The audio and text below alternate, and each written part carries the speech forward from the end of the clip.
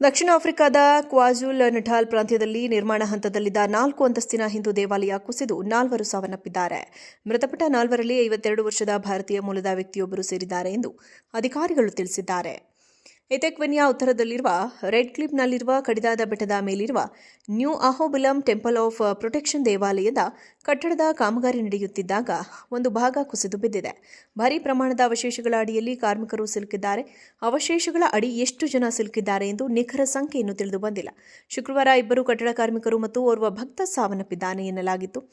ರಕ್ಷಣಾ ತಂಡಗಳು ಶನಿವಾರ ಮತ್ತೊಬ್ಬರ ಶವವನ್ನು ಹೊರತೆಗೆದಿದ್ದು ಸಾವಿನ ಸಂಖ್ಯೆ 4ಕ್ಕೇರಿದೆ.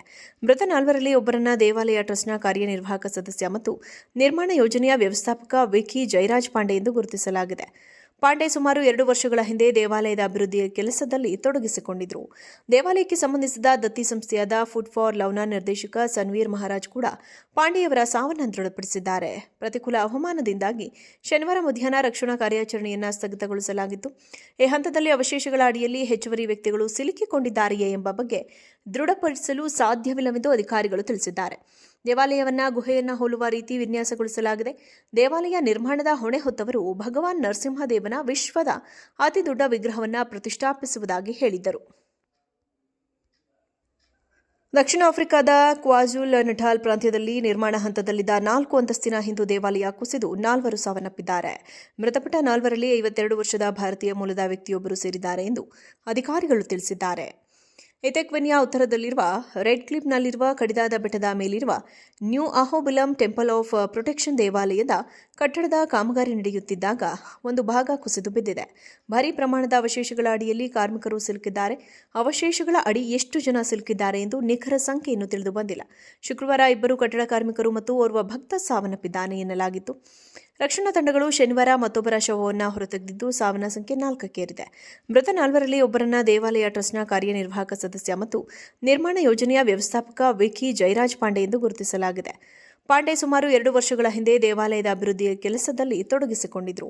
ದೇವಾಲಯಕ್ಕೆ ಸಂಬಂಧಿಸಿದ ದತ್ತಿ ಸಂಸ್ಥೆಯಾದ ಫುಡ್ ಫಾರ್ ಲವ್ನ ನಿರ್ದೇಶಕ ಸನ್ವೀರ್ ಮಹಾರಾಜ್ ಕೂಡ ಪಾಂಡೆಯವರ ಸಾವನ್ನು ದೃಢಪಡಿಸಿದ್ದಾರೆ. ಪ್ರತಿಕೂಲ ಹವಾಮಾನದಿಂದಾಗಿ ಶನಿವಾರ ಮಧ್ಯಾಹ್ನ ರಕ್ಷಣಾ ಕಾರ್ಯಾಚರಣೆಯನ್ನು ಸ್ಥಗಿತಗೊಳಿಸಲಾಗಿತ್ತು. ಈ ಹಂತದಲ್ಲಿ ಅವಶೇಷಗಳ ಅಡಿಯಲ್ಲಿ ಹೆಚ್ಚುವರಿ ವ್ಯಕ್ತಿಗಳು ಸಿಲುಕಿಕೊಂಡಿದ್ದಾರೆಯೇ ಎಂಬ ಬಗ್ಗೆ ದೃಢಪಡಿಸಲು ಸಾಧ್ಯವಿಲ್ಲವೆಂದು ಅಧಿಕಾರಿಗಳು ತಿಳಿಸಿದ್ದಾರೆ. ದೇವಾಲಯವನ್ನು ಗುಹೆಯನ್ನು ಹೋಲುವ ರೀತಿ ವಿನ್ಯಾಸಗೊಳಿಸಲಾಗಿದೆ. ದೇವಾಲಯ ನಿರ್ಮಾಣದ ಹೊಣೆ ಹೊತ್ತವರು ಭಗವಾನ್ ನರಸಿಂಹದೇವನ ವಿಶ್ವದ ಅತಿದೊಡ್ಡ ವಿಗ್ರಹವನ್ನು ಪ್ರತಿಷ್ಠಾಪಿಸುವುದಾಗಿ ಹೇಳಿದ್ದರು. ದಕ್ಷಿಣ ಆಫ್ರಿಕಾದ ಕ್ವಾಜುಲ್ ನಟಾಲ್ ಪ್ರಾಂತ್ಯದಲ್ಲಿ ನಿರ್ಮಾಣ ಹಂತದಲ್ಲಿದ್ದ 4 ಅಂತಸ್ತಿನ ಹಿಂದೂ ದೇವಾಲಯ ಕುಸಿದು 4 ಸಾವನ್ನಪ್ಪಿದ್ದಾರೆ.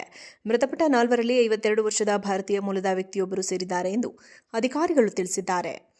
ಎಥೆಕ್ವೆನಿಯಾ ಉತ್ತರದಲ್ಲಿರುವ ರೆಡ್ ಕ್ಲಿಫ್ನಲ್ಲಿರುವ ಕಡಿದಾದ ಬೆಟ್ಟದ ಮೇಲಿರುವ ನ್ಯೂ ಅಹೋಬಿಲಂ ಟೆಂಪಲ್ ಆಫ್ ಪ್ರೊಟೆಕ್ಷನ್ ದೇವಾಲಯದ ಕಟ್ಟಡದ ಕಾಮಗಾರಿ ನಡೆಯುತ್ತಿದ್ದಾಗ ಒಂದು ಭಾಗ ಕುಸಿದು ಬಿದ್ದಿದೆ.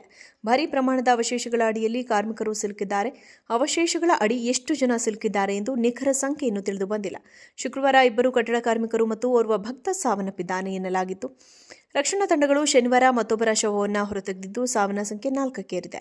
ಮೃತ 4ರಲ್ಲಿ ಒಬ್ಬರನ್ನ ದೇವಾಲಯ ಟ್ರಸ್ಟ್ನ ಕಾರ್ಯನಿರ್ವಾಹಕ ಸದಸ್ಯ ಮತ್ತು ನಿರ್ಮಾಣ ಯೋಜನೆಯ ವ್ಯವಸ್ಥಾಪಕ ವಿಕಿ ಜಯರಾಜ್ ಪಾಂಡೆ ಎಂದು ಗುರುತಿಸಲಾಗಿದೆ. ಪಾಂಡೆ ಸುಮಾರು 2 ವರ್ಷಗಳ ಹಿಂದೆ ದೇವಾಲಯದ ಅಭಿವೃದ್ಧಿಯ ಕೆಲಸದಲ್ಲಿ ತೊಡಗಿಸಿಕೊಂಡಿದ್ದರು. ದೇವಾಲಯಕ್ಕೆ ಸಂಬಂಧಿಸಿದ ದತ್ತಿ ಸಂಸ್ಥೆಯಾದ ಫುಡ್ ಫಾರ್ ಲವ್ನ ನಿರ್ದೇಶಕ ಸನ್ವೀರ್ ಮಹಾರಾಜ್ ಕೂಡ ಪಾಂಡೆಯವರ ಸಾವನ್ನು ದೃಢಪಡಿಸಿದ್ದಾರೆ. ಪ್ರತಿಕೂಲ ಹವಾಮಾನದಿಂದಾಗಿ ಶನಿವಾರ ಮಧ್ಯಾಹ್ನ ರಕ್ಷಣಾ ಕಾರ್ಯಾಚರಣೆಯನ್ನು ಸ್ಥಗಿತಗೊಳಿಸಲಾಗಿತ್ತು. ಈ ಹಂತದಲ್ಲಿ ಅವಶೇಷಗಳ ಅಡಿಯಲ್ಲಿ ಹೆಚ್ಚುವರಿ ವ್ಯಕ್ತಿಗಳು ಸಿಲುಕಿಕೊಂಡಿದ್ದಾರೆಯೇ ಎಂಬ ಬಗ್ಗೆ ದೃಢಪಡಿಸಲು ಸಾಧ್ಯವಿಲ್ಲವೆಂದು ಅಧಿಕಾರಿಗಳು ತಿಳಿಸಿದ್ದಾರೆ. ದೇವಾಲಯವನ್ನು ಗುಹೆಯನ್ನು ಹೋಲುವ ರೀತಿ ವಿನ್ಯಾಸಗೊಳಿಸಲಾಗಿದೆ. ದೇವಾಲಯ ನಿರ್ಮಾಣದ ಹೊಣೆ ಹೊತ್ತವರು ಭಗವಾನ್ ನರಸಿಂಹದೇವನ ವಿಶ್ವದ ಅತಿದೊಡ್ಡ ವಿಗ್ರಹವನ್ನು ಪ್ರತಿಷ್ಠಾಪಿಸುವುದಾಗಿ ಹೇಳಿದ್ದರು.